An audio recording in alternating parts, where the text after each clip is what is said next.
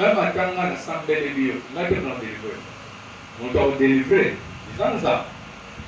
Alors, la délivrance appartient à l'Éternel et bateau basant sur la délivrance et ça va dans ça.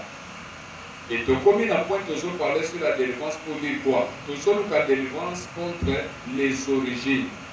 Origine, ce qui dit origine, origine est déterminée par la famille. Ici pour Botamé, ici pour Bimé. Les places sont déterminées origine en opinion. Et tout le bâti par la famille. Pour ceux qui nous commandent, aussi ça, mon place Bimé, vous êtes lié à partir du sang et à la chair de leurs parents. Bible Zoloba, les enfants participent à la chair et au sang de leurs parents. Hébreux 2, verset 14. C'est-à-dire, ndenge papa azoko ta biso, ndenge to bimeli na linya papa na biso, automatiquement to participer na makambo nyonso papa salaki. To participer na makambo nyonso mama salaki. Na bango mibale pouvoir oyo eza makasi mingi na kati ya bango mibale ezodomine mpe makasi na kati ya vie ya bana.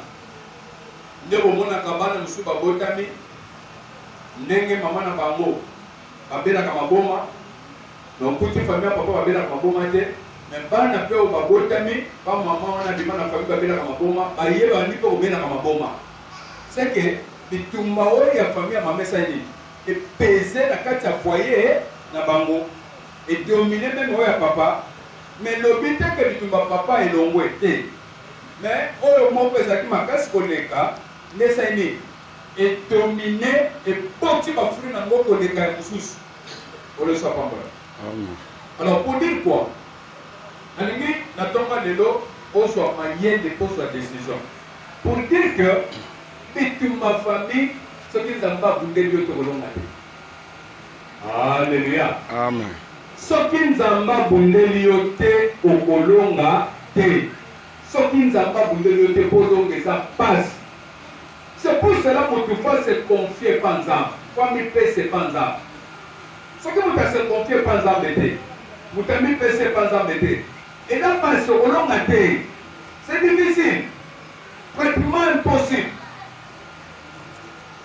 Amen. Amen. Genèse chapitre 31.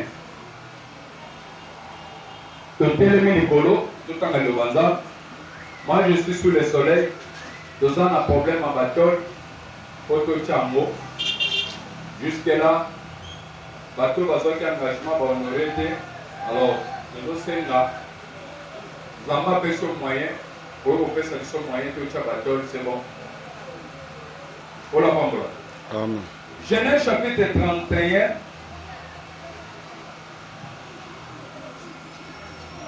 Verset 1er, Nazokita. Jacob entendit le propos du fils de Laban qui disait, Jacob a pris tout ce qui était à notre père, et c'est avec le bien de notre père qu'il s'est acquis toute cette richesse. Jacob remarqua aussi le visage de Laban, et voici, il n'était plus envers lui comme auparavant. La personne qui va se bien. Amen. Bible Zoloba, Jacob a yoki, pour la prendre. Jacob a yoki, maloba nyonso, bande kwa mibali, ya baso ya balaki, nanda kwa Laban lokola ye. C'est-à-dire, Rachel na Léa oya abalaki na bandezi omi bali bapesaki ye. Jacob asali musala epa noko na ye abokoli bibwele esali kebe epoti mpe mingi. Lafali azwa salaire na ye. Mais noko akomplika Jacob bane ebele. Akosake toujours na moment nyonso esengeli azwa akosake. Nzambe ye kosalaka intervenir mpo na mosali na ye. Noko aye kondima une fois afuti Jacob. Mais pour vous que Jacob ezalaki décision moko pe discussion moko makasi oyo Jacob a décidé ka osimba su biloko noko te noko moni question que Jacob a simbi te que biloko ndenge ke liboso te a décidé que bon toyokani soki baboye oyo ya couleur boye bimi nde ya yo soki ya couleur boye bimi nde yanga na contrat wana devant tout le monde tango eboti mbuma nzambe ayeko intervenir Jacob a gagné lokola Jacob a gagné noko esengeli Jacob azwa biloko ebele ye akomi neti mbwama riche mais na kati ya ndako toujours ya noko nete soko comprendre zali biloko eza ya noko mais na kati ya biloko na ye nga na ye na bénéficier na komi riche ebotaka zuwa peut-être osoyoka te c'est naturel ebotaka zuwa bato bakosepela te bakoyimayima nde eloko eleki awa bana sikoyo ya ndoko wana babandi koyimayima koloba ke aboteli papa na biso biloko akomi mvoma parti ya biloko ya papa na biso Jacob azokende koremarke meme ye moko noko papa bokilo kosolola malamu eza lisusu te nazobisa motu moko soki ozomona motu mosusu kosolola ekomi mabe zala ekenge nalobi soki ozomona motu mosusu esololela bino mibale ezozalaka mabe kolalisaka biso te zala ekenge tala ndenge nzambe amemelaka makambo laba regard na ye komi mabe pa Jacob soki Jacob azoleka otale mabe etale ezotalisa réaction ya laba na kati Jacob mpe soki akwaki misu comme par hasard akutani na misu na noko akutike noko otali misu mabe nde Jacob mpe asali constat na remarke yango ndenge yo mpo remarka Gisèle otalanga misu mabe kwani nga atala misu mabe te depuis na fandi na oremarke oyo na misu na nga ya suka ki ozotala ngai nasali yo nini nga napesanga eloko nga na otalo te etaleli ya moto mosusu ekoki kotalisa makambo nini ye azobala motema ekoki kotalisa kanda nini ye azozolea na kati ya motema na ye mpo na ye Jacob akonstate yango me ntango Jacob amoni ke elongi enoko eza lisusu bien te yoka réaction ya Nzambe na verset 3 alors l'Éternel dit à Jacob retourne au pays de tes pères et dans ton lieu de naissance et je serai avec toi. La personne doit entendre la tête. Amen. Retourne au pays de tes pères. Mais Nzamba dit après cette précision, ici quand on va marqué. Or, quand on dit de tes pères, bakoko lomana bakoko Abraham, na ito solo na tebe. Amen. Na bakoko Abraham, bakoko na ye, o bakota Abraham, c'est que esa place source na bango bandeli. No kuti Nzamba zo préciser, lokola sa kabola ki Abraham na famille, alobi bima na famille, bima na mboka no. Bima kati na bango, ona ngina sa no mutu mususu. C'est-à-dire séparation wana ya kokabola na origine, ezalaki ya nzoto. Mais le biso ezozala ya molimo epeso mbaona na bien amen ya bango esalamaki na nzoto na ntango wana Nzambe atie séparation wana mais biso eza na molimo siko Nzambe azoya koprécise lokola sa séparaka Abraham na mosisa nde origine na ye kasi Abraham abotamela Nzambe azoya koprécise epa mwana na ye Jacob azoyebisa ye zonga na mboka batata na yo Nzambe alobi mwana akozala na confusion akoloba pa zonga isika oyo Abraham babimela po na mboka place katani aboti ye Esaú mpe azozela ye kuna mpona bitumba oui ou non oui mwana akoko comprendre mabe akozonga na village na bango place babotamela mpenza kuna Abraham azonga te bana mpe bakozonga te po Abraham mpe aboyaka Isaki moya zonga kuna eza te ntango bakobalela Isaki mwasi na Genèse chapitre 24 siko Nzambe azopesika azoloba bisika obotamela ba Jacob baye kobotama wana baye kobotama bisika Abraham Nzambe amemaki ye kasi eza kana wana nde pesi ba Jacob abotamela so Nzambe azoloba zonga bisika obotamela bisika babotamela nde bisika ya promese Nzambe apesaki Abraham moto moko comprendre amen c'est-à-dire Nzambe asaka makambo na erreur te epuis Nzambe akokosala erreur na vino te nazoyebisa mokolo moko aza awa Nzambe akoki kosala erreur na vie na yo te eza biso nde toluka ye bien mpe toyoke malamu zonga bisika obotama et je serai avec toi po eza bisika promesse nazoyebisa motu moko oyo Nzambe alaka yo soko se retrouve na kati nango Nzambe opambola amen nazoloba Nganzamba yebisanga ma vie c'est le ministère. Moi nena aussi makabo nena oteya. Nena sala sabat. Nena sola kisa kwa kamanza. Nena sana kati ya exercice ya ministère. Nde bisika na kopambola. Amen. Zamba za capable kutimisa yo mutu musuzi yo kanate. Asa capable batu musuma yo kayo musika na bamboka musika. Bayoki yo pe bayoki posa koyoka makambo yo zoteya. Efongoli pe nzela ndetije. Soto se retrouver na bisiko nzambe abomisela yo. Nzamba kozala na yo. Pe nzamba osali nini? Akopambola yo. Amen. Betela na nkolo soki maboko makasi. Amen. Nzamba zozoba. Et je serai avec toi. Songa kuna na kozala na yo. On a dit que la carte de mon banga ba Esaú ou banga ba Kabebele. Mais rentre là-bas et je serai avec toi. Soko se maintenir na bisiko nzamba le mpo na yo.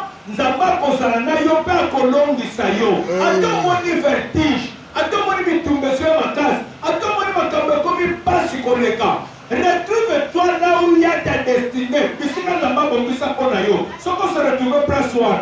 Pe otamboli ndenge nzamba zosenga na yo. Nzamba kozala na yo.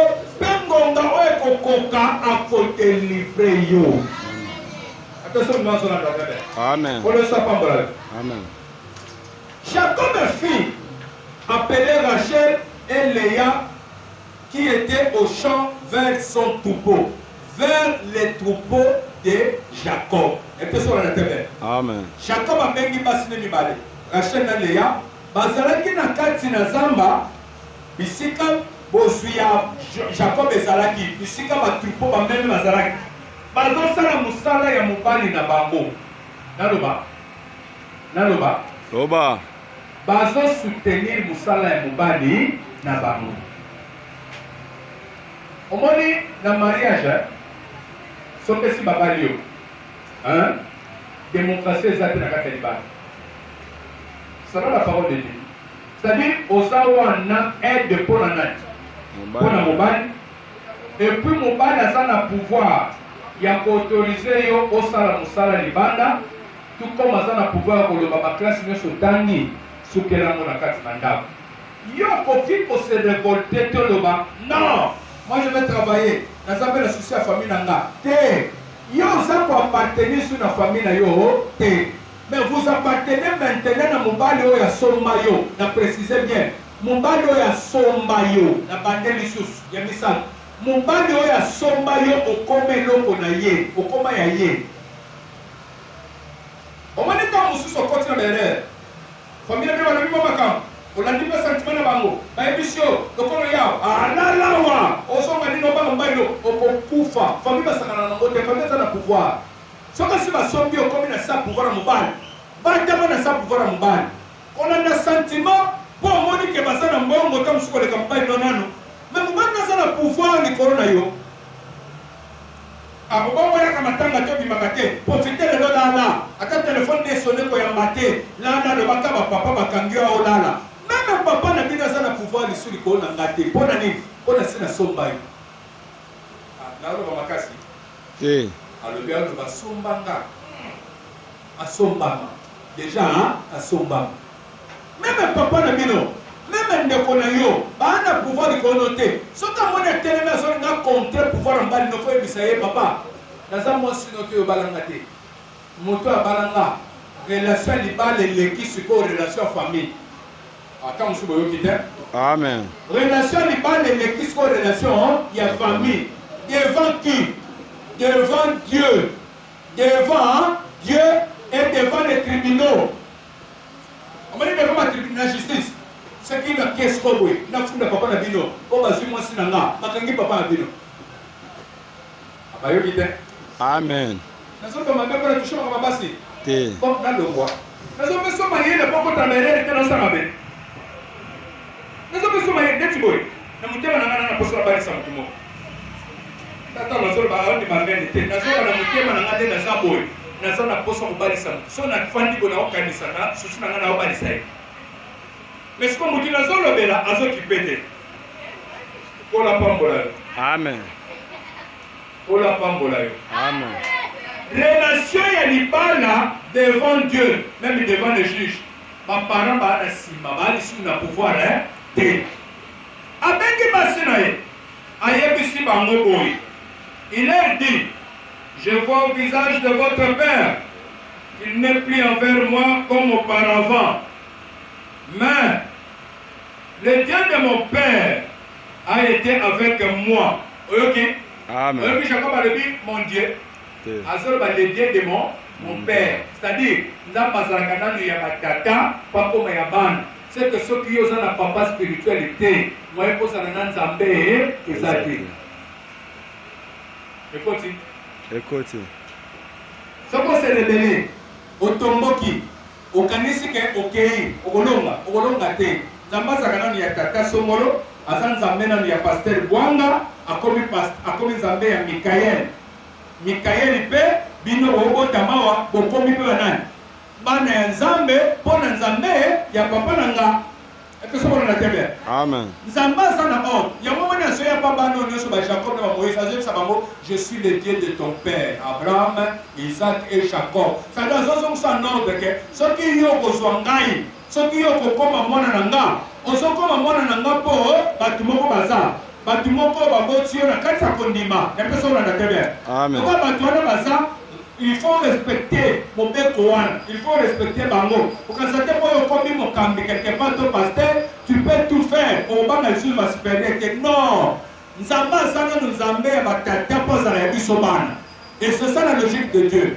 Azoe bisamba sinaye, le Dieu de mon père m'a dit, Nazonga personne na botama, na kende yoka réaction en basi. Verset 13. Zama ya bisinga bwana verset 13. Je suis le Dieu de Bethel où tu as un monument où tu m'as fait un vœu. Maintenant lève-toi, sors de ce pays. Vous avez la réaction Zama. Zama yenan dans verset 3. Alors l'Éternel dit à Jacob, retourne au pays de tes pères. Je serai avec toi. Dans le moment où il a senti que tension est sous bienté. Abana kufa pour comprendre que tension est bien sous tena kaye. Les deux chrétiens belé, bazo bela, bazo kufa, bazo ba poisson.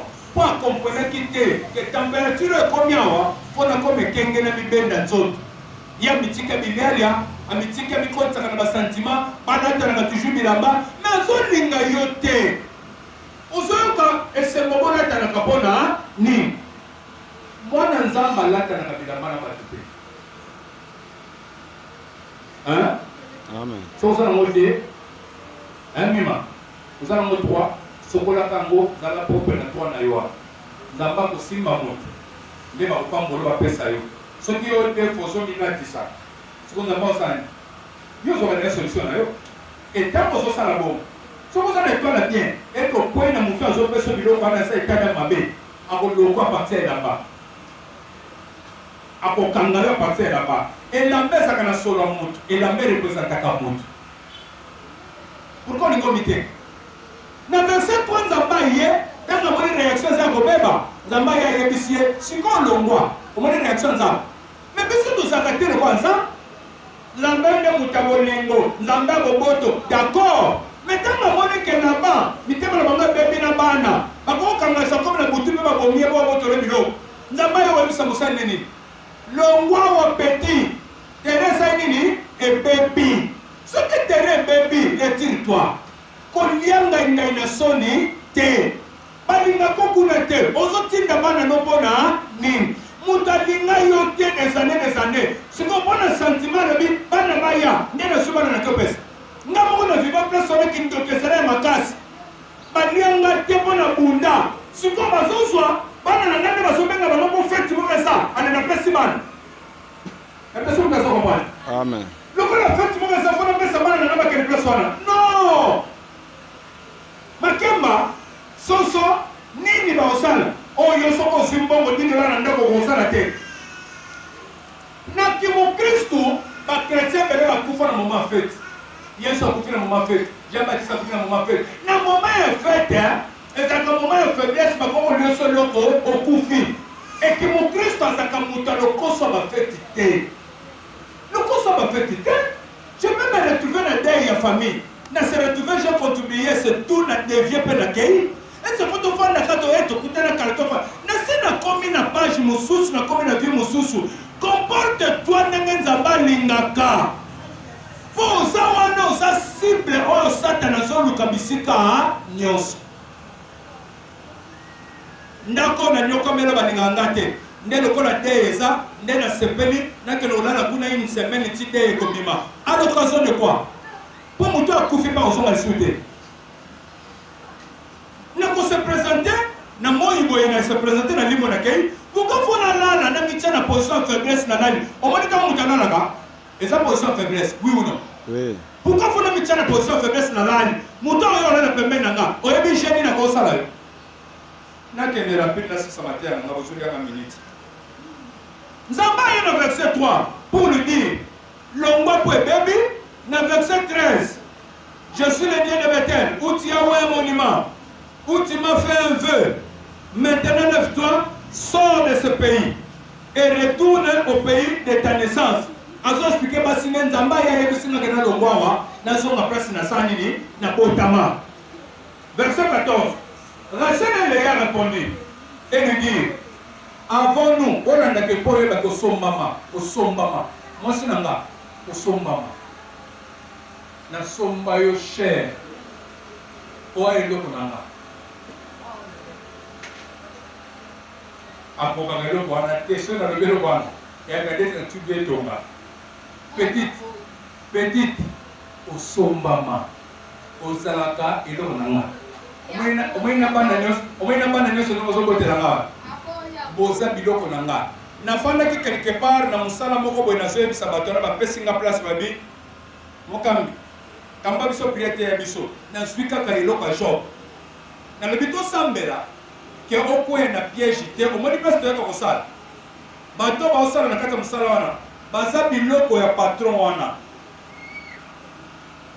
soki alobi ateka yo akoki koteka yo soki nzambe akoteli yo te ozokufa napesi bango exemple soki moto epeli ndenge toza na kati ya lopango oyo moya kokima ngo eza te tokufa te okufa te oyo tokokufa me tokufi mpo na nini oyo mpo toza na kati ya lopango oyo soki nde toza na lopango oyo toappartenir na nini na entreprise oyo oui ou non oye siko nazolekisa bino spirituellement mpo boyeba makambo ya nzambe bakanga balobi pere makambo olobi efungoli biso miso nayebisi mpo bokomprendre ke tikaki moyimbi na mosala oweni ntango ozoyibaka oza komiteka bien satana akutani na nzambe badiskite mpo babebisa biloko ya job nzambe apesi autorisation kende bebisa biloko ya job ntango ake bebisa biloko ya job asimbaki nini na nini ake abomi na bana abebisi biloko nyonso richesse nyonso ebebi azwi lisusu abomi na batravailleur ya job soki batelemi siko basamba bakoki koloba ese bango babandeko ya job bazokufa mpo na nini bakufi mpo na mosala ya job c'est-à-dire ndenge bozala na kati ya mosala ya job obimi boza koappartenir neti babien ya job vous faites partie ya babien ya job oyo ezosalaka job epa koma na biloko ebele na mbongo ebele ndenge mpe boza batravailleur ebele nde ezopesa force ya patron oui ou non babinanga papa oui sikoyo mpo okufa awa ose bazalaka na bakisi mpo bateka oyo eza pasi oyo eza pasi te omoni pourquoi tika maboko milai maboko milai ekoteka yo facilement nzambe obundelo te papa eloko lobi efongoli biso oza biloko ya patron oyo omoni nde bozosala nde boza na produit oza biloko na ye sili fo teka koteka bino mais moto akokozala sauve ezaka moto nzambe akokoya kointervenir mpo na ye alleluya Amen. po jobe nzambe intervenaki ke basimba ye te akufa te ese akufaki mais le reste nzambe alivraki alobi simba babomaki bango c'est pour dire quoi ntango nalobaka na madame nanga oza eloko nanga na somba oyo ezali eloko neti ezoswa ye nayebisaka ngo en fonction ya parole de dieu basi ya jacob azorépondre boye Rachel lui a répondu et lui dit avons-nous encore une part et un héritage dans la maison de notre père? Est-ce que tu as sur un héritage? Verset 15. Ne sommes-nous pas regardés par lui comme des étrangers est-ce que atala biso peut-être le comme bapaya moko bana ye? Puisqu'il nous a vendu et qu'il a mangé notre argent. A comment otala biso lokola bapaya? Tolala gana yo ndako moko sokotsa biso, ayebi ke confiance kopesa panani, topesa confiance panani. On mobile na biso, pas yenda zokotsa biso bana. Est-ce que atala biso sinesa? Et puis biso to sina eloko kunate. Onani? Kwa sa teka biso pe alia mbongo na biso. Ateka biso na nini? D'autres, il y a certains moussala et liboso, d'autres, il y a certains moussala et libale. Ensuite, tous les deux bassis. Oui ou non? Oui. C'est pour ça que Kabiso, il nous a déjà vendu, mais à Liambongo, dans biso et d'autres, et le cas de Kabiso à Liambongo, automatiquement, comme un ami, il y a Yoka Basi. Oh, Yoka qui n'a pas de temps, aux autres temps, on n'a pas de temps. Aux autres, ça, l'erreur grave, nous avons pas aussi que l'on a. Moi, c'est à côté de la côte à Moubali, Moubali à côté de la côte à moi aussi. Ça dit ceux qui font bien la loi, ma belle, à côté de la moi. Ceux qui moi, c'est un peu de la ma belle, pas au côté de la moi. Bonne année. Nane, posez le comme mon corps. La leçon de la télé. Amen. Yo, so te kamo komenda, au quoi que ça la comploter contre Moubali na yo. Aux autres signalés par Benga et Super Simbo. Et nous, quand on a salon qui pas Benga pour la Simbo, et Nanda. Nzamba osepelanote ozolivre nga ozoteka nga oui ou non ozaloba Delila azoteka Samson okoki jamais kolivre nga benga ye namoni yango tosa mbongo benga ye po apesa yo mbongo na yo ozosala péché grave devant Dieu. Verset 16. Toute la richesse que Dieu a ôtée à notre Père appartient à nous et à nos enfants. Fais maintenant tout ce que Dieu t'a dit. Zamba ya mission ni Jacob, tobi manamboko toke. Basi wasoso mselaye. Ateka biso déjà papa zoyo kapasi ya nini? Bino kono so sesa yona biso na bana. Sala nanga nzamba ya biso tokende. Oyoki bano baboyaki. Oyoki bano baboyaki. Parmi sala nanga nzamba ya biso to salini tokende. Kani basoko utana mupanza mubali. Siko singa famille et pesa ki awa. C'est ça la logique. Sala ndenge bayebisi yo tokei na biso tolanda oyo nzambe alobi tokende kolanda te oyo opamba soki nini po Jacob azwi yango na ideke basolola mwa moke ata l'esprit na bango soki bakomprendre ke ngai nangi nakenda nga okolinga tokende tona récupere bana tobena kotika na famille tokabola biloko tosala ndeni nde esprit Jacob azalaki nango mais ntango atuni basi oyo bana na révélation bazoyebisa aza ateka biso toyena okuna te sala ndenge nzambe ayebisi yo. Jacob se leva oyoka sikoyo nde makambo tozolobela bitumba famille osanganela yango te ozwa yango sérieux ntango soki tobetaka lisolo ya toteyaka ozomona ngo neti pete landa sikoyo makambo mateya ezobana. Jacob se leva et il fit monter ses enfants et ses femmes sur les chameaux. Il mena tout son troupeau et tous les biens qu'il possédait, les troupeaux qui lui appartenaient, qu'il avait acquis à Padam-Aram, et il s'en alla vers Isaac, son père, au pays de Canaan. Quand on dit qu'il s'en alla, c'est que ça dit accueilli. Et personne n'a pas bien. Tandis que Laban ne nous connaît pas, tandis que Laban était allé tondre ses brebis, Noko bimi akepe bilanganaye, abosala kuna 3 jours. Pour akeko sala akata bapona banyama, aboma bamisusu pa zonga nango. Parce que Jacob a sali stratégie, batali programme noko baibike akelelo. Tant que noko bimia keizamba, nenga kenaka comme d'habitude. Jacob a bengi basi naye, asolo na bango, basi bandimi balbito kima. Ne Jacob a bimba kimi, tango noko saini, noko akei, osala musala na ina kati ya zamba. Rachel déroba les téraphines de son père. Rachel n'a kanda wana ndenge ba potelaka ni bana mosa liboso. Azui babikeko ya kisi ya tata na bango po tata na bango là-bas azaki mutu bazo pratiquer banzamba bapaya yamke solo na tebe amen nataya kibino kosala ba contact na ba esprit mususu ezalaki nzambete conséquence ezala siko mwana oyo na kanda wana akakangi ndako bikeko wana alobi akende nango. Et Jacob trompa là-bas l'araméen en ne l'avertissant pas de sa fuite. Ok? Bakendaki na ndenge nini? Ya kokima de sa fuite. Ayi biso teke na yozo dimandelo biso okima. Alobi yango te. Il s'enfuit avec tout ce qui lui appartenait. Il se leva, traversa le fleuve et se dirigea vers la montagne de Galade. Verset 22. Le troisième jour, on annonça à Laban que Jacob s'était enfui. Parce que bisa noko na zamba kuna ke noko ozawa Jacob na mwasi na bana na biloko nyonso bakimi bakei. Après combien de jours? 3 jours. 3 jours. Mutu asakimi après 3 jours. Yo zana no, mutu anakimi après 3 jours. Bino nyonso botambolaka na moyen de transport ndenge moko. Oui ou non? Oui. Siko yeba kei asipani te. Yo pe mutu oyo bayo yebisa po landa ye. Osipani te. Yaza na même voiture yas. Yo pe même voiture yas. Bino nyonso yas asika. Yo demande aussi avantage à 3 jours okenda. Yazo demande na sima. Nani akoma liboso? Yo moto kenda liboso. Oya kenda liboso maintenant c'est comme spirituel de la famille. Le troisième jour, on annonça là-bas que Jacob s'était enfui. Il prit avec lui ses frères, ses frères le poursuivirent 7 journées de marche. Balandi, combien de jours? 7 journées. 7 journées de quoi? De marche.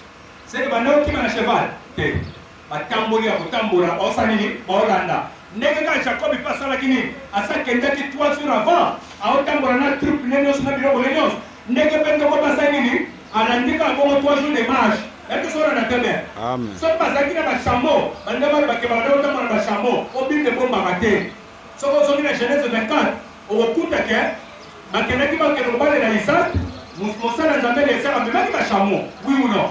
So ba zobi 3 jours de marche.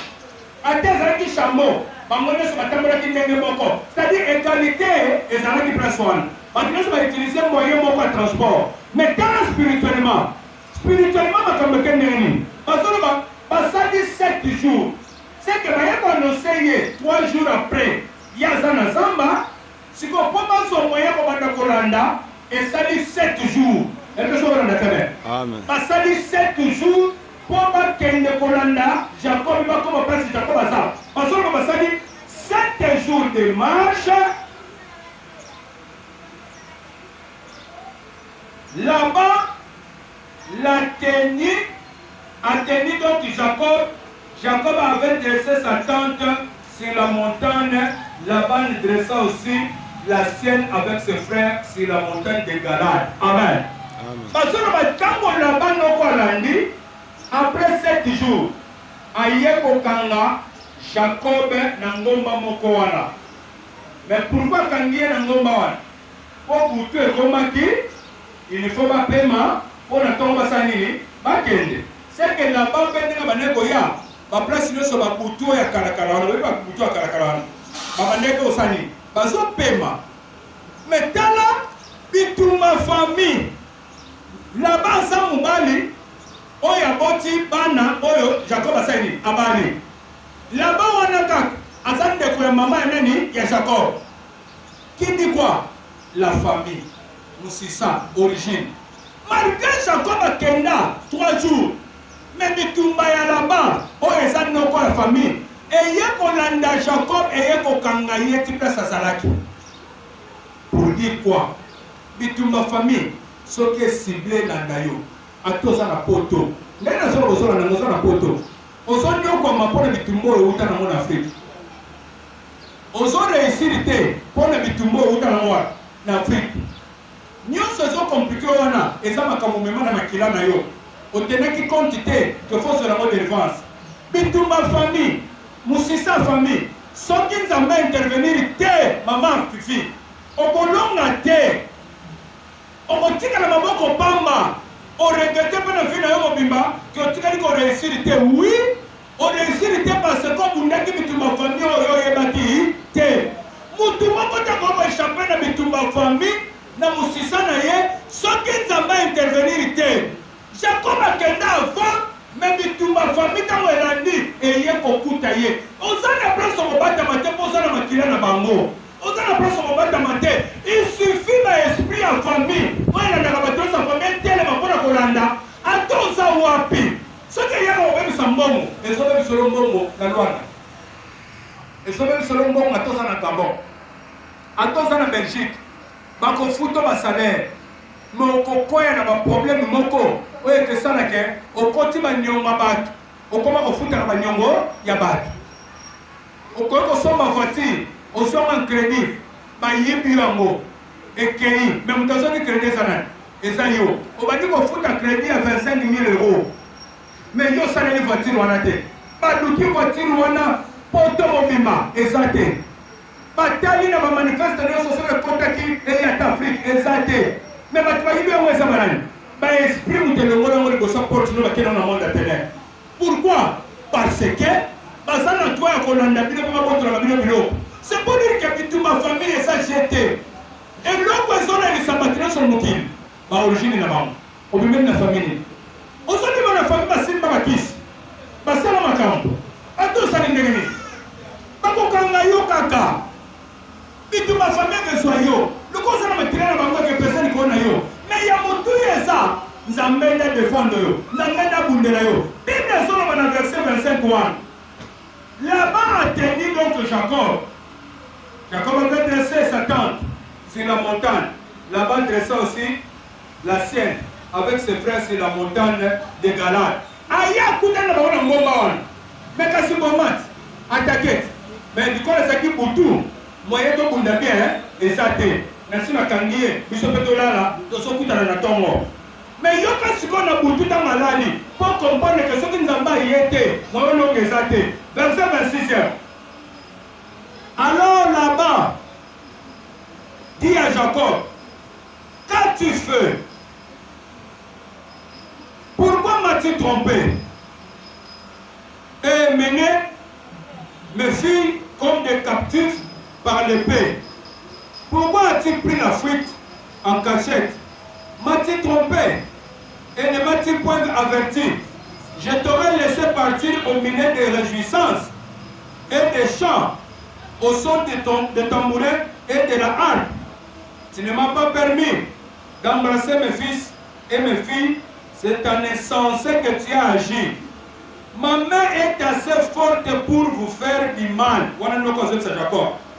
Mais, verset 29, le Dieu de votre père m'a dit hier la boutou quand je dormais, garde-toi de parler à Jacob, ni en bien, ni en mal. Alléluia. Amen. Na boutou wana tanga kutana bango na ngomba.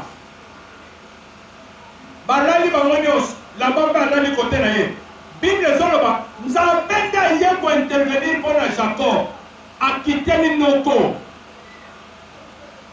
Azoye biseboy. D'accord, na moni soko mi pesa bango bazali. Bantu bane ko landa bango, nga nzambe na omona. Na zomona. Ti pe okomi po kanga bango. Mengas ko na ko intervenir. Lokolo komi po kanga bango.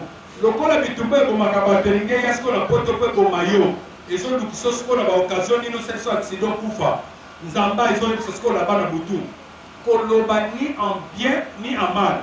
Oh laba aza noko aza mpe papa basi na ye aza koko ya bana oyo Jacob aboti soki alobi en bien ekemema bénédiction oui ou non? Oui. Soki alobi mpe en mal ekemema malédiction oui ou non? Oui. Mais nzambe connaissant ke motema ya lambe esebebaki quand Jacob a gagné Bozui, alobi koloba ni en bien ni en mal. Et ça n'a pas tout ça quand ça n'a pas le même camarade boy. Nous sommes quand à biso ah nous allons ezala bien. Au même moment ça nous allons ezala bien. Na kati no bazando azolo boke no kufa ta ko kufa. Nzambe ko ba nyoso alobi ko ya koloba te no ko moka malamu to mabe te. Pensa te no ko malamu ko ba pona mamo te. Ça veut dire quoi? Bitumba famille ça na malamu moka bongiso te. Soki elandi yo ekezwa yo mais mpo olonga il faut nzambe asali aya kobloke laba aloba ke mpo na mama oyo ya kokufa te akotikala boye te ye va réussir ye va kende liboso ye va zwa délivrance soki nzambe atelemi